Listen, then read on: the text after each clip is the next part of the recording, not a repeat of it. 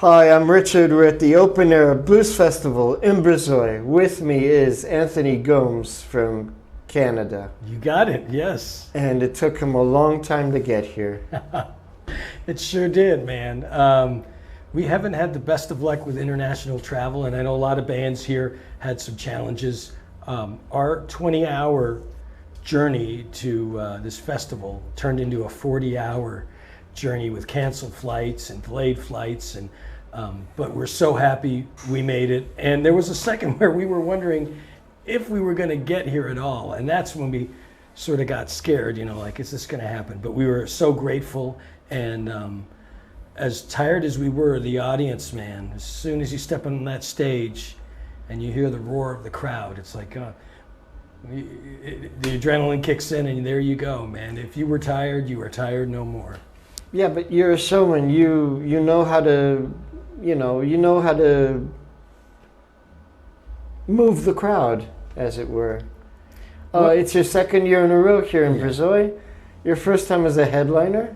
How do you see that things have developed? Well, I said this on the stage. The first time we played here last year, 2 people in 5 or 10,000 knew who we were. And this time I felt like it was a family reunion. People I could see in the audience were singing the words to the songs. Mm-hmm. They were wearing T-shirts, not ones that we sold today, like they had bought them online. And it was very cool just to have this community. Last time we were together, we talked about the concept of community. And I can't tell you what a thrill and a privilege it is to stand before the good people of Romania as an ambassador of blues and rock and roll and say, man, we love you guys, and thank you for coming out to listen to live music. And let's rock together. Time is short on this planet, and let's have a good time while we're here. And it was just so cool, man. It was so cool. We're a little bit better known in places we played more frequently.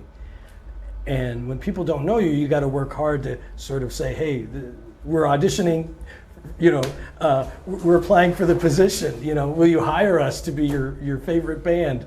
And it was really cool because there were some people that were there for us today, and it made us feel like we were at home. It really did. It was cool.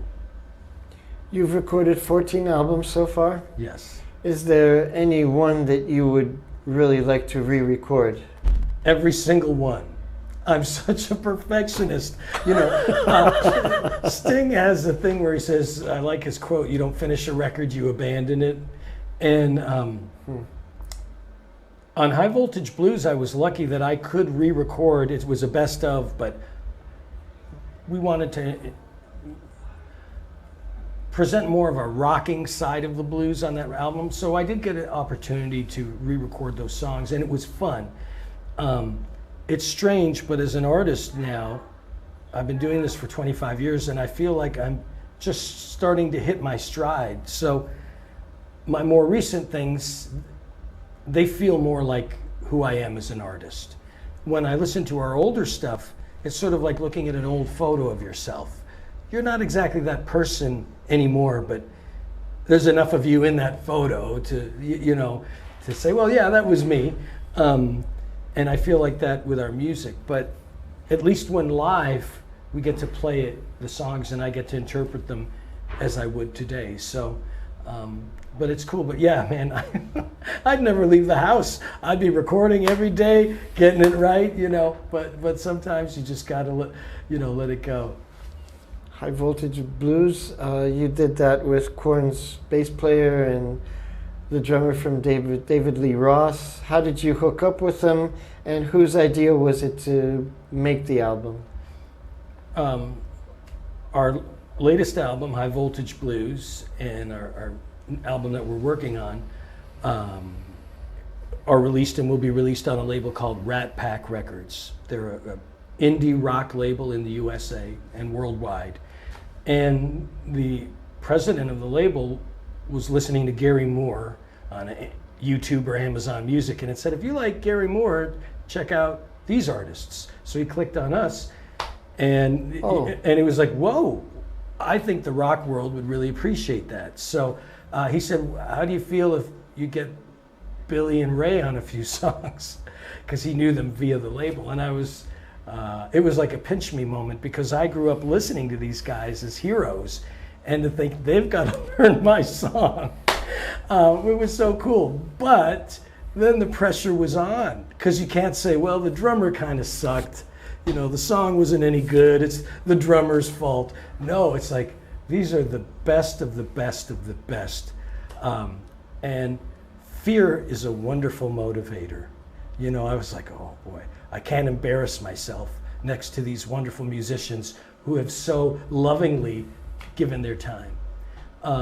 So I worked hard, and they pushed me, and I'm very grateful for that, and I think the results speak for themselves, so very excited.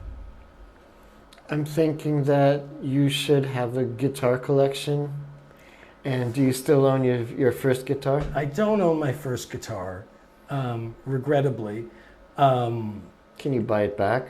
No, because I destroyed it. Not intentionally, but my first electric guitar was an Ibanez Destroyer, sort of like an Explorer. It was the Phil Collin from Def Leppard black with 3 pickups. And he had 2 models, and this was the entry-level one. And then, I tried to refinish it and tinker with it, and, I just did a lot of experiments on that. That has helped me later on in life. You shouldn't have done that. Yeah, but, if older me could go back in a time machine and speak to younger me, I might give younger me some advice, like, leave well enough alone and go go buy a $50 guitar and butcher that one. But it was a commitment and an exploration, A guitar collection, yeah, but compared to some of my peers, it's very modest. I have about 20 guitars, but I know a lot of people, peers at my level who have 100 guitars, and I know there's people watching this saying, why do you need 100 guitars? Well, they're like crayons. Some are blue and some are yellow, and if you want to... Shades of gray? Shades of gray. If you want to do a crazy painting, they're all, they all have different personalities and tonal colors to them. That being said, you can really get away with one guitar. Brian May from Queen has played one guitar most of his life. Rory Gallagher played basically one guitar. Stevie Ray Vaughan had a number 1. And I'm more like that. I prefer to have a few pieces that I play regularly than 100 awesome guitars, and I'm picking one up, and every second Tuesday of every 5th month. But they're great investments, and but I'm less of a collector, and I'm more of a, I don't know, these guitars, they sort of feel like they're part of me, and if I dilute it too much, I feel like it gets spread a little thin. I know that sounds a little crazy, but yeah, so You have a true passion for the guitar. No, thank you.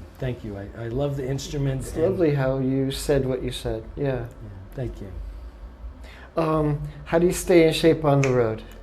Well, you play your ass off every night on stage, and you run around, and you load your own gear, and you pack it up, that keeps you humble and in shape. And do you have time to sleep? Yeah, I try every now and then. I try to fit that in between flights. Yeah. Sleeping is really important when you're a singer, to get as much rest as possible. So, a lot of times I will do my best to get 6 to 8 hours, because my voice functions the best on that amount. And there's nothing that feels worse than standing in front of the microphone, in front of people who have spent $40, $50, $60 to see you play, and you feel like you can't give them as good of a show as you did 2 nights ago. So I don't go do a lot of parties, and I don't stay up late, and I'm kind of a square because of my commitment to the stage and my respect of the audience. Professionalism. Yeah, yeah. It's something that I've learned more with experience. You know, when I was younger, I might have stayed out a little bit too late now and then, you know, and then you get in front of stage and it just has to happen once where you go, it wasn't a bad show, but you go, oh, I can't do this really cool thing with my voice in this one spot that, you know, and so yeah, so it's all about choices and decisions, and I choose to be the best that I can be for our fans who are so committed to what we do. There's a lot of energy in your show, and you have songs where, I don't know, it just, to me, it seems that maybe you're forcing your voice. Once every how many days do you have to have a day off to keep your voice in shape? I'm very lucky that I haven't had very much issue. If I don't drink alcohol and I stay hydrated as much as possible, I can beat my voice up pretty good on a regular basis. But if, you know, like we had a 40-hour journey here and not a lot of sleep, I made sure this afternoon to get as much, whether I was sleeping or not, rest as possible, just so I could perform well. You know, with my voice, it's like a car, man. And you know when you're driving a car and you know you're right at the edge, right? You're driving it, you're right at the edge. That's where I like to be. You know, and you know you're not going to burn out, but you're right at the edge, you know. If I could stay there, then and maintain a good physical health, then usually my voice cooperates. And I'm lucky that I have a scratchy voice, because that can be forgiving. It's not like I have to have a pristine operatic voice. The more sauce that you got, sometimes the better it is. And for the people at home who can't make it to your gig, how can they find you online?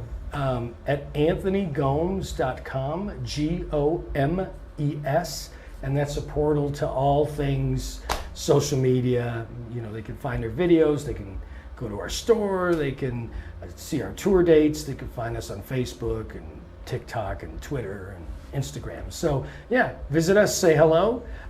We love to meet you out there in the cyberland. Yeah. And now you're off to Spain. Yes. Good luck with your shows. Thank you so much. And with your career. And we're waiting for you to come on down to the Open Air Blues Festival in Brezoi. Thanks for the interview. Thank you so much. Thank you. My pleasure.